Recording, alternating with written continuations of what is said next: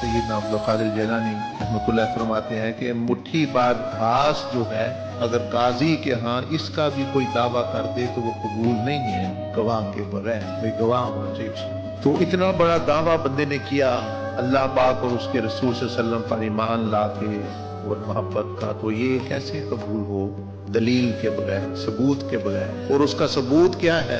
چھوٹی سی بات، اس کا ثبوت آپ کے بالغ ہونے سے لے کر موت تک کی زندگی اس کا ثبوت ہے، یا اس کے خلاف کا ثبوت جائے گا یا اس کے حق میں ثبوت جائے گا۔ اس کا نہیں پوچھا جانا کہ آپ کو پتہ کیا ہے، سوال یہ کہ کس مقصد میں زندگی عملی طور پر بندے نے گزاری ہے، پھر جوانی، توانائیاں یہ وغیرہ کس طرح گزاری ہے، پھر مال کہاں سے کمایا، کہاں خرچ کیا۔ ہاں یہ ضرور پوچھا جائے گا کہ علم کے بارے میں تو سوال نہیں ہے، یہ پوچھا جائے علم پر عمل کتنا کیا۔